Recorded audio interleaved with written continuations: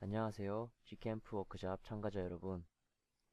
SDT 하드웨어와 함께하는 엠베드 IoT 개발 교육을 진행하게 될 저는 시그마 델타 테크놀로지의 박희정입니다.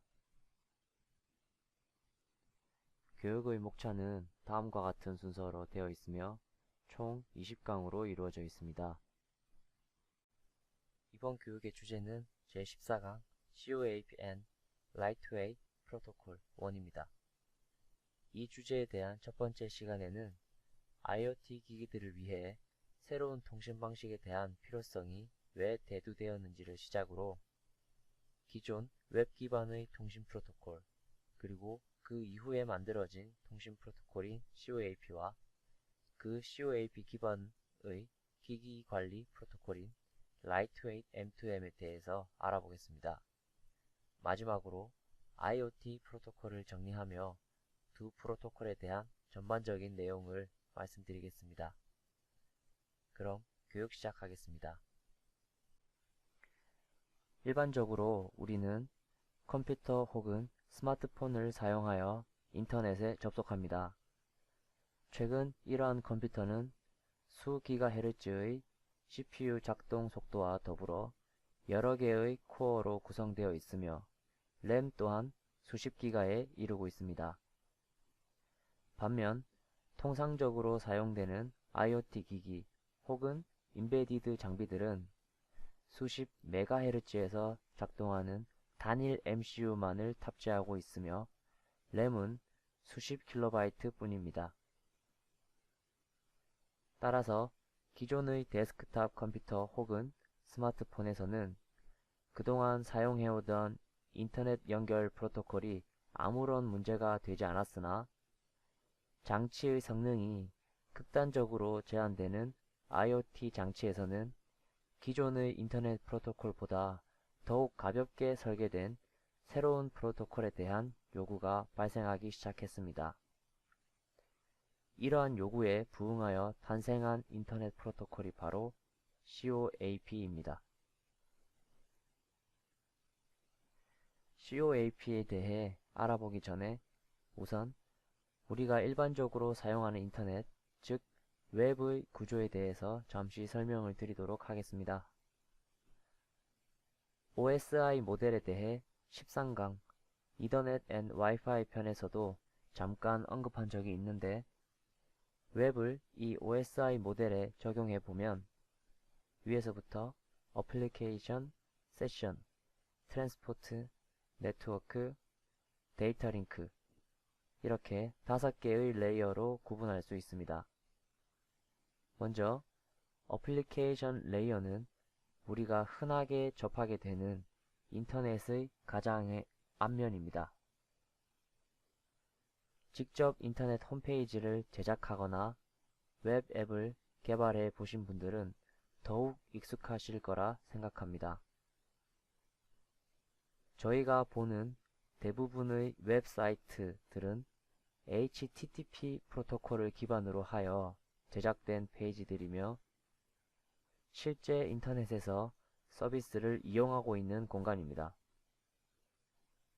흔히 이야기하는 월드 와이드 웹 페이지들이나 XML 기반의 프로토콜 등도 이 레이어에 속하게 됩니다. 이런 인터넷상의 데이터는 TLS라고 불리는 보안 레이어를 통과하게 되는데 그 이후 TCP라는 통신 프로토콜을 이용해 데이터를 대상 IP에 전송하게 됩니다. 이러한 데이터는 최종적으로 이더넷, 와이파이, LTE 등의 네트워크를 통해 전파됩니다. 앞서 말씀드린 레이어들 중 트랜스포트 레이어에 대해 더 알아보겠습니다. 대표적으로 TCP 프로토콜이 있었습니다. 이 TCP 프로토콜은 데이터를 전송할 때는 가상회선 방식을 사용하게 됩니다. 이는 패킷을 전송하기 위한 경로를 배정한다는 뜻입니다. 또한 3-way 핸드쉐이킹이라는 과정을 통해 송신인과 수신인을 확실히 하여 정보가 정확히 전달될 수 있도록 합니다.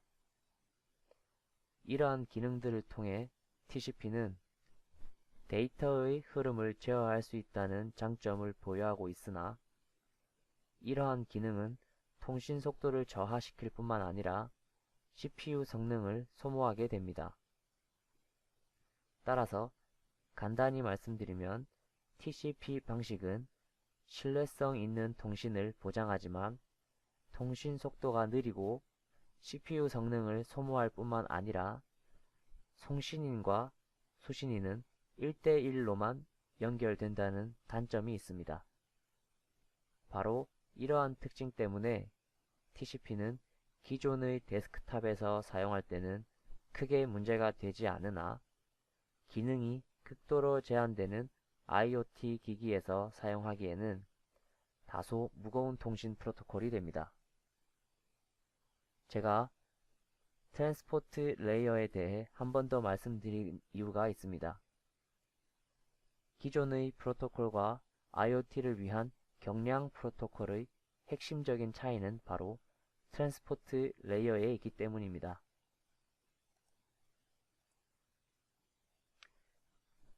이러한 경량 프로토콜에 맞게 탄생한 프로토콜인 COAP는 말 그대로 제한된 환경에서 사용하기 위한 프로토콜이며 TCP 방식이 아닌 UDP 방식에 기반을 두고 있습니다. UDP는 흔히 비연결형 프로토콜이라고 합니다. 이는 연결을 위해 별도로 할당되는 경로가 없다는 의미입니다. 따라서 각각의 패킷은 각자 다른 경로로 전송됩니다. 따라서 연결을 설정하거나 해제하는 3-way 핸드쉐이킹이 존재하지 않고 흐름을 제어하지도 않기 때문에 TCP에 비해 통신 속도가 빠르며 CPU에 주는 부담도 적습니다. 또한 TCP와 달리 1대1 뿐만 아니라 1대-N, N-대-N 통신이 가능하다는 점 또한 장점입니다. 하지만 전송된 데이터가 제대로 수신되었는지 혹은 오류가 있는지의 여부 등은 확인할 수 없어 데이터 전송의 신뢰성은 TCP에 비해 떨어지게 되며 신뢰성보다는 연속적인 데이터의 흐름이 중요한 서비스, 즉 스트리밍 서비스에 적합합니다. 예를 들어 매 초마다 온도 데이터를 전송하는 센서의 경우 하나하나의 정보의 정확성보다는 연속적인 데이터 송신이 더욱 중요하기 때문에 TCP 방식보다는 UDP 방식이 더 유리할 것입니다.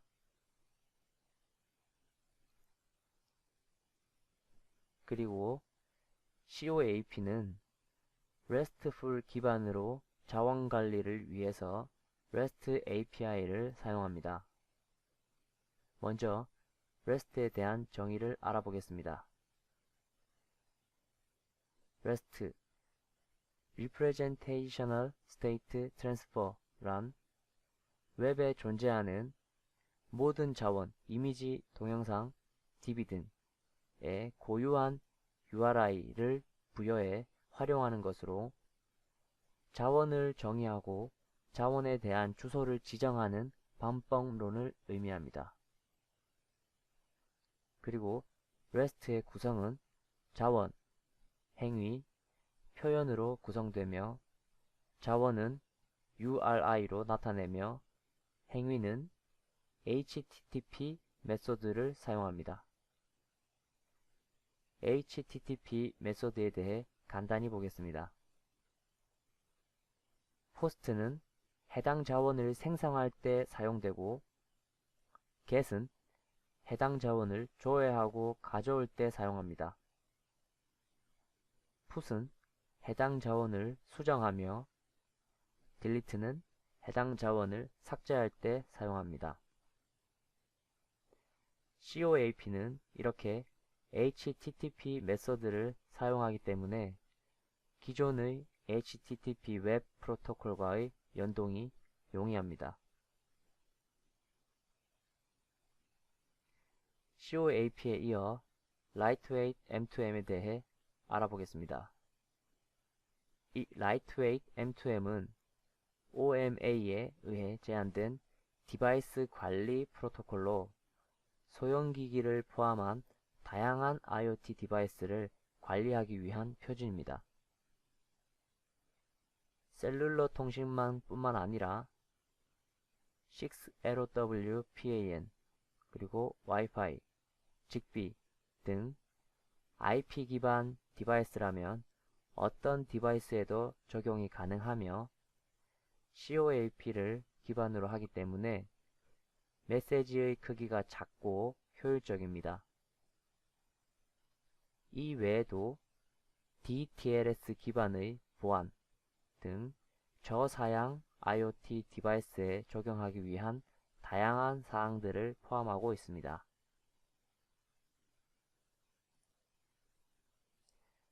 왜 Lightweight M2M인지 그에 대한 근거를 조금 더 말씀드리겠습니다.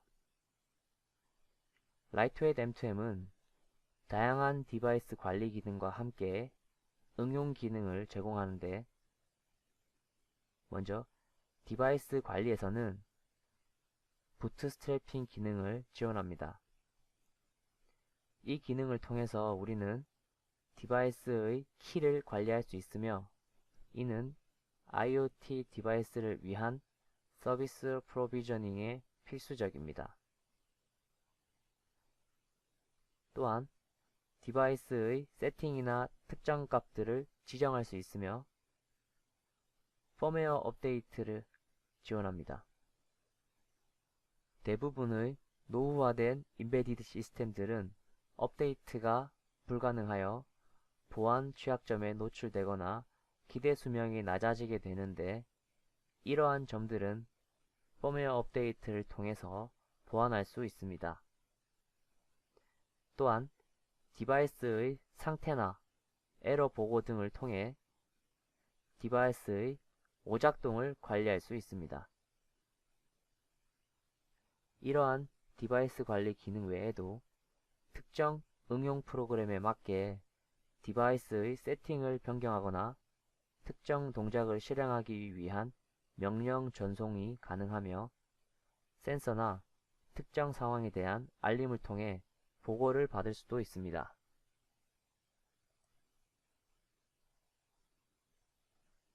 Lightweight M2M은 그림과 같은 구조로 되어 있습니다. Lightweight M2M 클라이언트는 간단히 말해 IoT 디바이스에서 구동되는 경량 소프트웨어라고 할 수 있습니다. 일반적으로는 저용량의 라이브러리로 구성되어 있습니다. 이러한 클라이언트는 디바이스 내부의 오브젝트들을 관리하게 됩니다. 그리고 Lightweight M2M 서버와 통신하며 앞서 말씀드린 부트스트래핑, 등록, 오브젝트나 리소스 관리, 그리고 보고 등의 디바이스 관리를 실행하게 됩니다. Lightweight M2M 서버는 클라우드 등의 일반적 의미의 서버이며, M2M 앱으로부터 디바이스 관리에 대한 요청을 받아 Lightweight M2M 클라이언트와 통신하여 요청을 처리하게 됩니다. 물론 이러한 통신은 앞서 말씀드린 UDP 기반의 COAP 프로토콜을 통해 이루어지게 됩니다. 지금까지 배운 것들을 프로토콜 스택에 대입시켜 보겠습니다. 지금 보시는 그림의 왼쪽 편이 처음에 배웠던 웹 프로토콜 스택입니다. 그리고 오른쪽 편은 IoT 프로토콜 스택이라고 편의상 부르겠습니다. 아랫부분에 있는 네트워크와 데이터 링크 레이어는 웹과 IoT가 모두 동일합니다. 그러나 어플리케이션, 세션, 그리고 트랜스포트 레이어에서는 웹과 IoT가 다르게 구성되어 있습니다. 앞서 설명드린 것처럼 통신의 경량화가 중요한 IoT에서는 어플리케이션 단위 COAP와 Lightweight M2M 프로토콜로 구성되어 있으며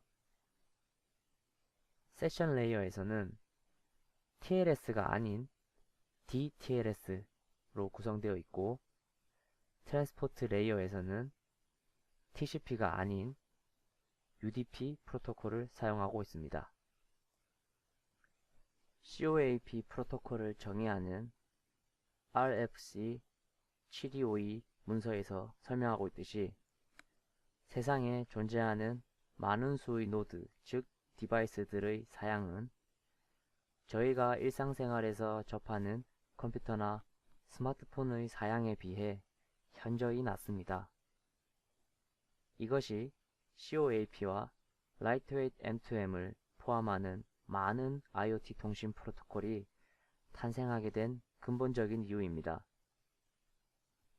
당장 여러분들이 매일 사용하시는 차키에 내장된 칩들이 어느 정도나 성능을 낼 수 있을까요? 혹은 여러분의 전자레인지나 세탁기에 내장된 칩들은요? 이러한 기기들은 눈에 잘 보이지 않지만 이들의 수는 데스크탑이나 스마트폰의 수를 압도합니다. 앞으로 도래할 IoT 세상에서는 이러한 보잘것없는 전자기기들도 모두 노드로서 인터넷에 연결시켜 네트워크 안에 품는 것이 궁극적인 목표입니다.